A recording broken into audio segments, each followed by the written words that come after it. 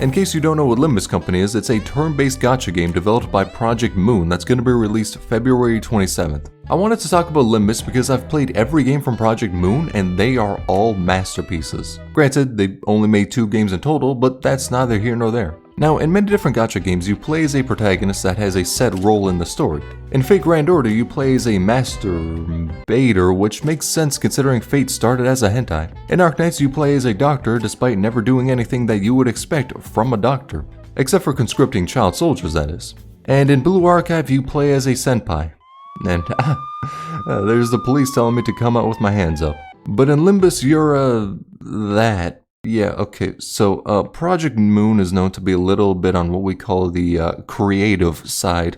I mean, just look at this enemy from Lobotomy Corporation. But let's not focus on how Project Moon made a slime girl that 90% of the community sims for. Let's instead talk about Limbus's gameplay. So in combat, you have the ability to make your units go fucking insane, which may sound bad considering you're giving them a mental breakdown.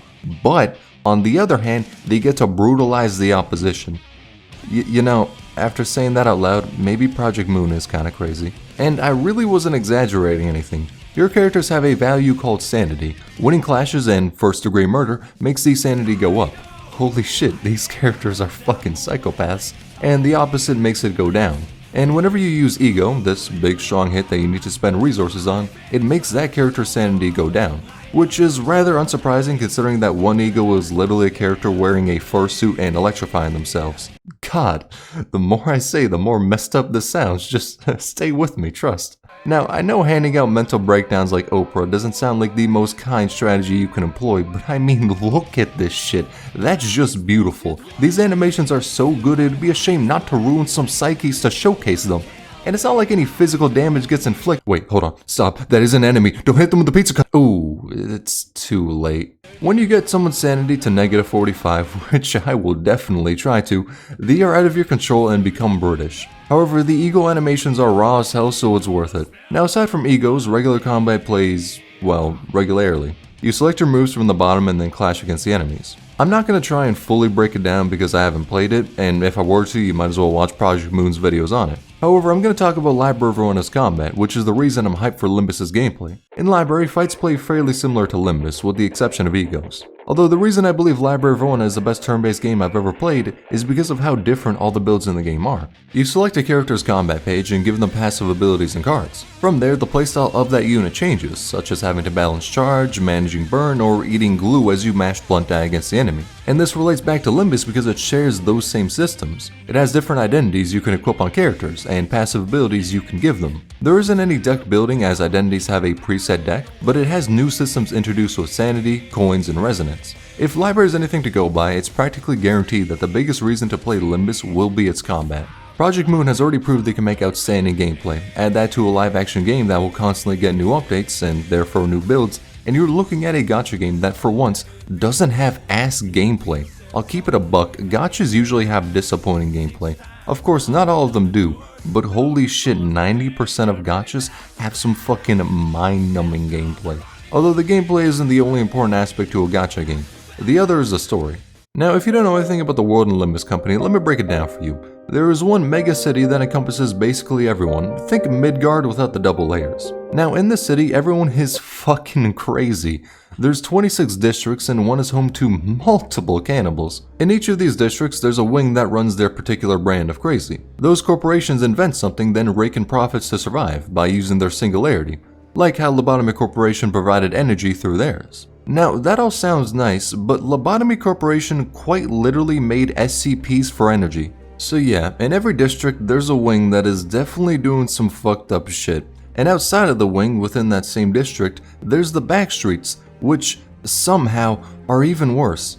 But the cherry on top is the fact that the head exists. They are basically the government of the city, and if you go against their laws, they will personally go there to beat your ass or send you to Brazil. When you break down the world of Limbus Company, you'll quickly come to the realization that it's just crazy ass people ruling over some crazy ass motherfuckers. I would like to call it dystopian, but I think we've somehow moved past that description. And that's not even mentioning the cult that gives out orders you must completely follow or else they'll end you. Murder, torture, cannibalism, robberies, any crime you could envision is simply canon in the world. Also, speaking about robberies, let's talk about the gacha. In the past, robberies are done with knives, guns, sometimes prevented with dildos somehow. But in the year of 2023, and every year past the release of FGO, they are done with anime titties. Now, I can't comment on how the gacha and Limbus will be in terms of how many rolls were given or the pity rates, but they've talked about the gacha system. There's going to be a generic monthly pass and battle pass. The battle pass will have egos that last for the season, one on the free path and one on the premium. I don't know if the premium will have unique ego, and more on that later. You can craft a previous battle pass's ego after 2 seasons passed from when it released. Now, I'd like to take the time to talk about Project Moon's lunacy again, because it's manifested itself in the gacha. So the craziest part about the gacha is you can't get new characters. The 12 sinners you see right now are all the motherfuckers you could use in the entire game. So if you don't see a waifu, then bitch, you best be turning gay because you ain't playing any other character. Which is beyond crazy because let's be real, a lot of people will empty their wallets just because their NPC waifu is now playable. But Limbus isn't doing that, at least not right now. Instead of rolling for a character, you roll for drip. Imagine that. Gacha players spending their money on clothing instead of rolls. Yo, what's next? A gacha game where you roll for food or other basic necessities necessary for survival? Like, what the fuck?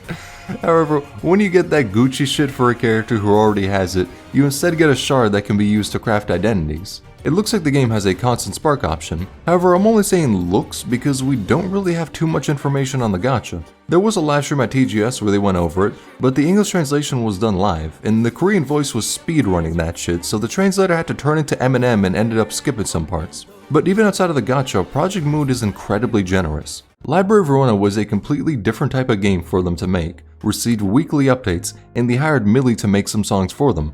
Not to mention, the game had full voice acting when Lobotomy Corporation had none. Hell, they didn't even reuse any sprites, they made that shit from scratch again. You know how much that game costs? 34 Canadian, so like 3 cents American. Less than half the price of a AAA game for 122 hours of content. Content that doesn't have that classic EA padding or any other monetization in the game, aside from the art book. But owning that doesn't change anything in library. Lobotomy Corporation only cost 29 Canadian. So they did all of that improvement from one game to the next, yet only asked players for $5 more. Bitch, a fucking Big Mac costs more than that. I don't have any worries that Project Moon will try to scam their player base because they've never even been stingy to them. Hell, they even give a shit about international fans. When Lobotomy Corporation was picking up steam, they hired a company to translate the game to English, but that company was instead a scam and only did a machine translation, which wasted thousands of dollars for a new indie game company. And yet they still hired another company to make the translation. And that is why I'm hyped for Limbus Company. Because time and time again, Project Moon has gone above and beyond for its players, and they've never even given me a reason to doubt them.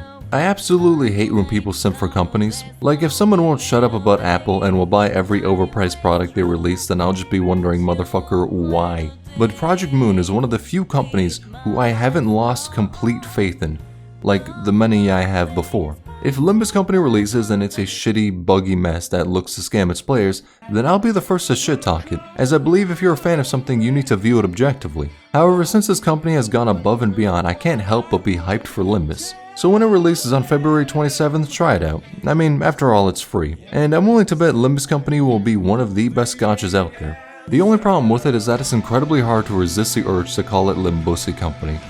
But that's probably on me.